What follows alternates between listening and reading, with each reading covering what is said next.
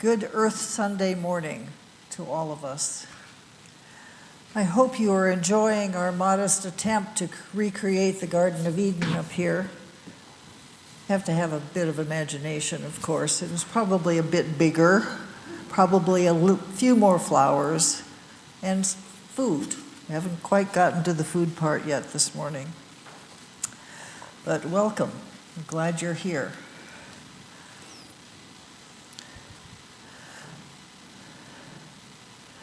That we are people created to live in and care for God's creation. That's the story we just heard from Genesis 2. So today's text is sort of an origin story. It's a story that provided a way for the people of Israel and subsequent generations to understand from a faith perspective where we came from and why. It's a story. And as we worship together here today on Earth Sunday 2023, it can also, I think, serve as an extended metaphor for what God may be trying to tell us in these many centuries later. But remember, it's a story. It's not intended in any way to compete with scientific versions of how we and life as we knew it came to be. They're very different, needless to say. The garden in this story, the garden is the center of the story, but it is the soil, the Adamah, that is essential. It is not scenery. It's the stuff that is capable of absorbing water. And God had not yet provided water. And so this story begins with, we need water. We need people to do the work. This is the garden. What needs to happen now?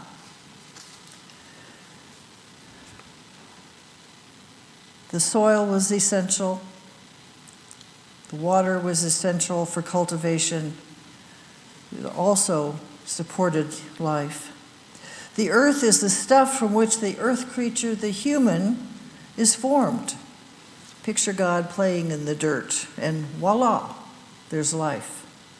It takes a lot of imagination to be a first century Christian who is hearing this for the first time. In other words, human existence is portrayed as, from the very beginning, as inextricably related to that which makes life possible. Dirt, water, and let's not forget, divine presence. The earth creature is not identified as having a gender. Apparently the need for pronouns was a little bit further down on God's to-do list. The creature is simply a being created from the earth who finds itself in a verdant garden, which the human is invited to till and to keep, to be responsible for, to steward. Then we're told God is concerned that this earth creature needs a companion, and animal life is created. Helpful, wonderful, useful, but not quite what the earth creature might have had in mind. So God goes back to work, and a more appropriate partner is created. And so it is that gendered life becomes part of the garden. And the earth creature, now known as Adam, coming from the earth, the Adamah, the earth creature is now Adam, bursts into song. Once the characters are in place, the story moves on. It turns out that life in this garden, while abundant, has limits. Eat anything you want, God says. But there are two trees that we really shouldn't be part of. Don't eat from those two trees. So, of course, the couple, aided by a wily serpent, begins to question, why not? Why can't we have it all? They're human, after all. And foolishly, they assume that God won't really mind. Let's just have a taste. Well, you know the rest. Like every young verbal human, They don't like it when a parental figure says no. They have plenty of food, but they want more. They don't want to be limited by God or anything else. Does this sound like any 2-year-olds you may have known? And it doesn't take long for God to say, enough, and show them the gate. They're gone from the garden. It's a simple and pretty obvious lesson. To live in God's world, you need to live by God's rules. It's also a hard lesson, and one that we humans are still struggling, I'm afraid, to understand and achieve. So it seems that this story is not about gender hierarchy or original sin or any of the other things that theologians have been fretting about for the last centuries and centuries and centuries. It's about consumption. What should and should not be consumed. And to our contemporary ears, perhaps it's also about the extent to which the garden, the earth, should be exploited for personal gain and human profit, and to the detriment of the planet. Let's now fast forward a bit to the early church. Some decades ago, 2 scholars, Rita Nakashima Brock and Rebecca Ann Parker, traveled to the Mediterranean to study how the early church captured its life in its art and worship. So they started from the catacombs. That's where it all began, in the catacombs, and everywhere from there on. And everywhere they went, they saw similar images. There were no crucifixes, no crosses, no images of a suffering Jesus. They could not find images of the dead Jesus anywhere. And why was that? Because to the early church, Jesus was not dead. Jesus was alive. So wherever there was an image of Jesus in the early church, on the walls of the sanctuaries, wherever, he was alive and well and doing the kind of things that we know of him doing during his life on earth, in his ministry, feeding people, healing people, having meals with friends and followers. This is a very familiar Jesus, in other words, present again in the midst of the early church. The paintings, in essence, because of the greenery and the animals and all the other things that were part of it, told the early church, in essence, that Jesus' death and resurrection created a pathway back to Eden. Paradise is on earth. Heaven is not off in the future somewhere after you live a good life. Paradise, life in intimate contact with God and God's will for us, is now. It's here. And this was known by the early church, which also saw itself as a community of the resurrection. Baptism for the early church was literally called the portal to paradise. Through the waters of baptism, Christians once more are welcome in the Garden of Eden. The story is depicted in this garden as one of sharing, of healing, of peace, of balance. There is beloved community in all parts of the creation. Plants, animals, and humans live and flourish together, and no one seems to be griping about wanting more. Strange. These are human beings. Why aren't they complaining? But why should they? Their communion tables were laden not just with bread and wine, as this one is, but with fruit and nuts and grains, reminiscence of the very foods that were available in the garden. We perhaps yearn to return a bit to Eden ourselves, but how can that be possible? We are a people now more inclined to consumption than ever before in history. We refuse to acknowledge the need for limits. Too often we say no, but even more, we demand more. And the consequences are becoming ever more evident and alarming. The United Nations Intergovernmental Panel on Climate Change released its latest report a few weeks ago, just as our climate action team was beginning to plan this day. According to the UN General Assembly, humanity is on thin ice, and that ice is melting fast. He went on to call for climate action on all fronts, everything, everywhere, all at once. This doesn't sound like an international bureaucrat to me. It sounds like a person who really cares. There are 5 quick points about this report. 1, the time is now. The crisis is urgent, but there is still time. 2, there is, however, a rapidly closing window of opportunity to secure a livable and sustainable future for all. But if that doesn't happen, and if it doesn't happen soon, we should expect millions of our fellow humans to be on the move to a place where they might be able to fare better than in their homeland. That's called climate migration, and it's already happening.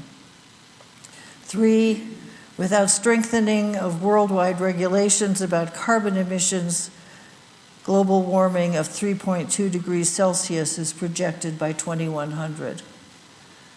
That is a mere 77 years from now, a reasonable lifetime for someone who's now a young child. 4, every region of the world is projected to face further increases in climate-related hazards, like weather.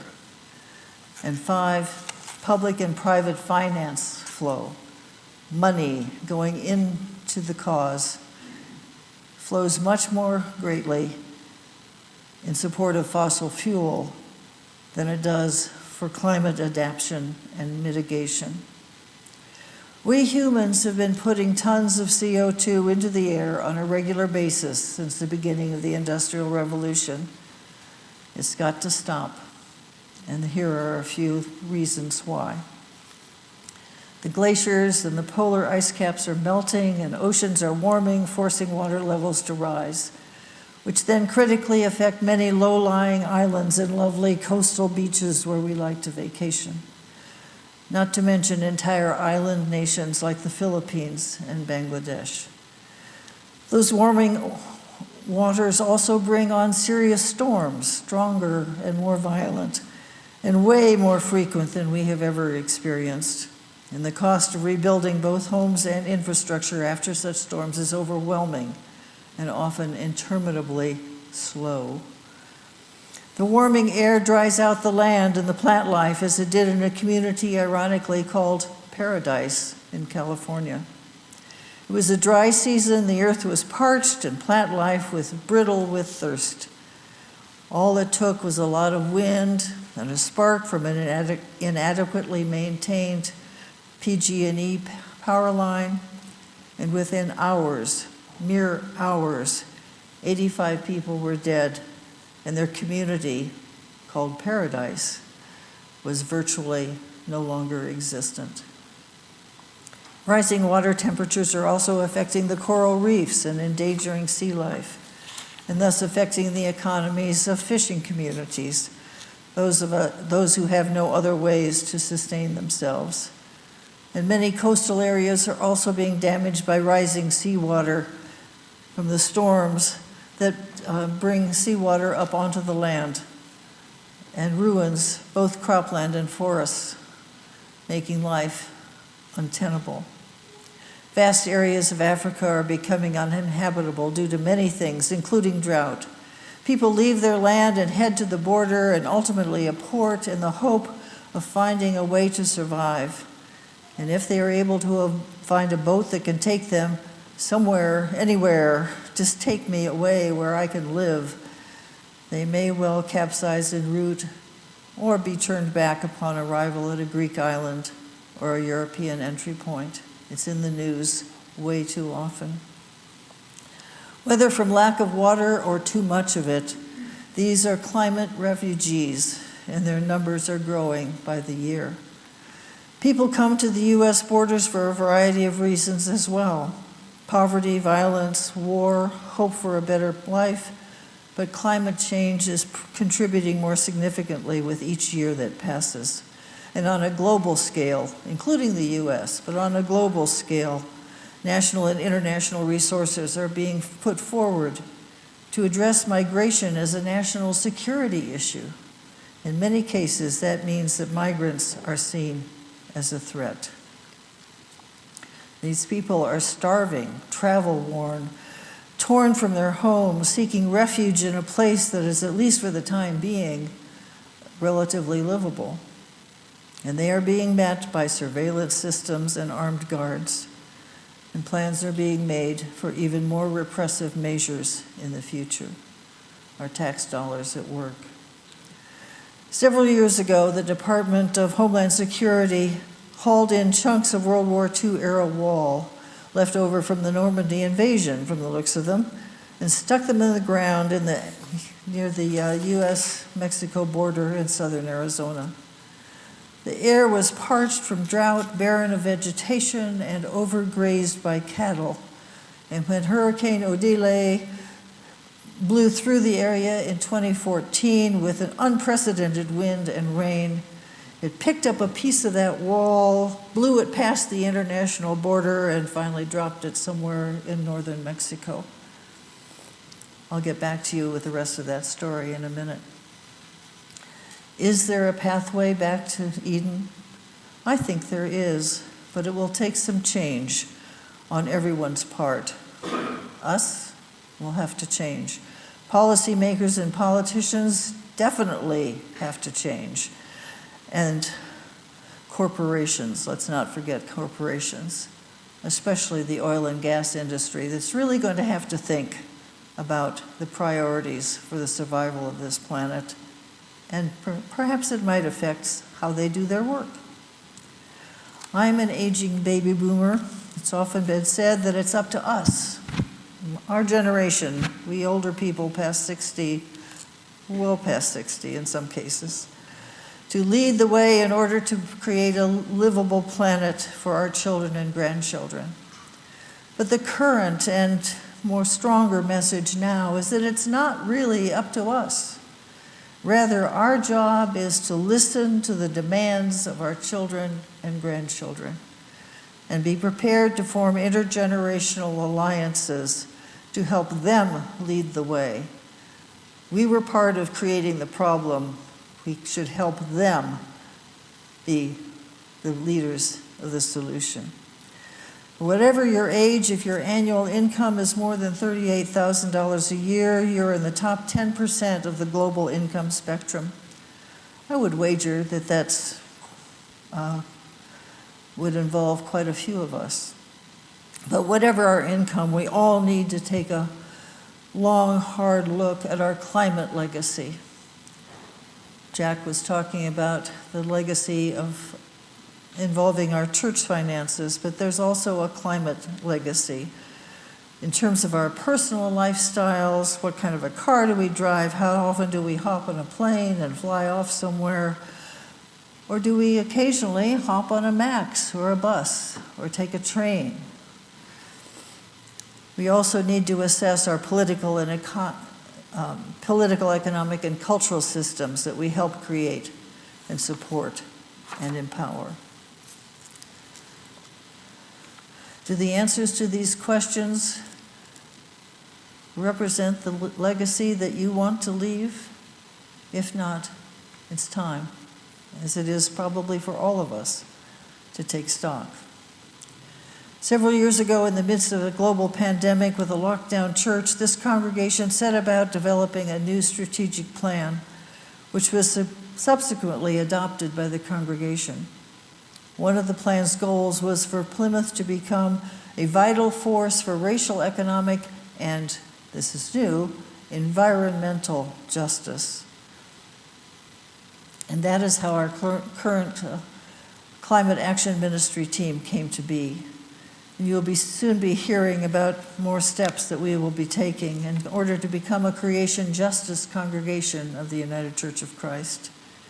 The UCC has been a leader in this area, and it began with a clear focus on environmental justice, not merely saving the creation so that we can enjoy its beauty and maybe have cleaner air to breathe, rather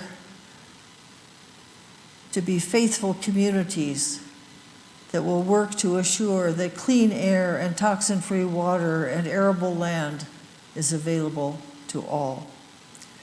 Current efforts are centered largely around climate change and the need for just transition to assure that people in communities that are economically displaced by our movement away from fossil fuels will be able to find new ways to sustain themselves as we as a nation transition to sustaining ourselves and the earth with different forms of energy. It's a huge issue, particularly for those of us in the western states like Colorado, where so much of our current economy is centered on the fossil fuel-related industries. So what can we do? There is an Earth Sunday Fair out in Fellowship Hall today, and where you can learn about some of what Plymouth members are doing and what the church itself is doing and hopes to do. And you can also visit with some fascinating guests from the community. Some guy called the Worm Guy, whatever. Check it out. And check out a survey as well from CAM, the Climate Action Ministry, to test your interests and encourage your involvement in this work here at Plymouth. Plymouth has been working at this for some time, but there are some recent upticks that you might have missed. Here are a few. With the help of money available through the City of Fort Collins, we are in the process of transitioning a significant portion of our lighting to LED. And because we use the North Wing and Fellowship Hall to shelter homeless families through Faith, Family, and Hospitality, that portion of the transition will be covered in full by the funds from the city. This is called collaboration. It's wonderful. The flowers that adorn our mini Eden this morning will be planted outside our sanctuary windows. If the sermon gets boring, you can always look at them, right? They will also attract not just your eyes, but the Creator's eyes, and they will attract butterflies and pollinators of other kinds, and they will use less water because of changes in our irrigating system. And at the recommendation of the Climate Action Ministry team last year, Leadership Council voted to move our endowment funds to the Beyond Fossil Fuels option within the United Church funds, where our funds are invested.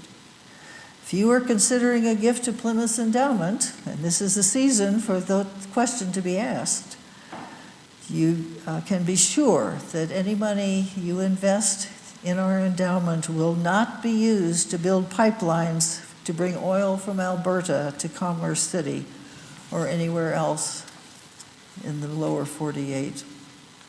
And conversations are underway to explore how we might address the needed repairs that could help us as a church lower our carbon footprint every time we turn on the heat or the air conditioning.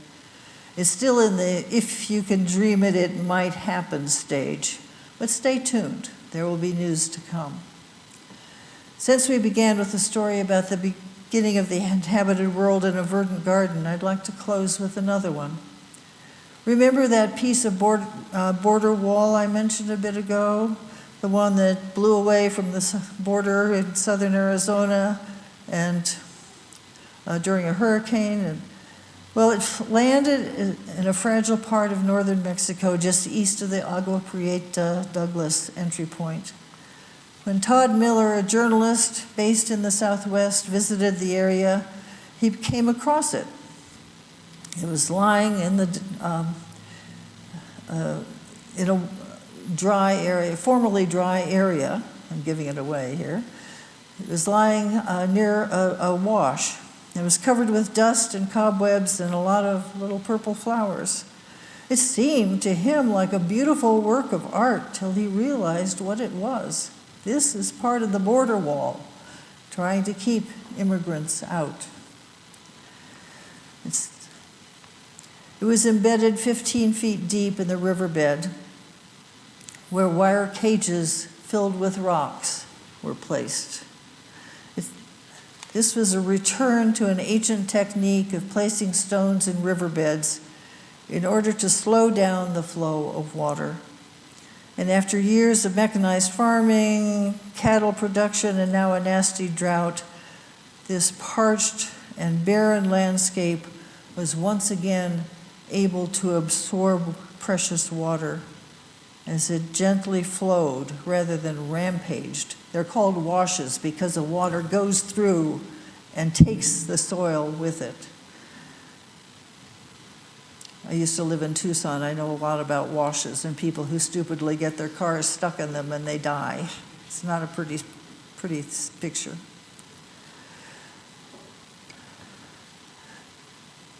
So because of these stones, because of the wisdom of the ancient people in that part of the world, this riverbed was no longer full of rampaging water. It was gently flowing water, which allowed time for the soil to be replenished and capable of stimulating new life.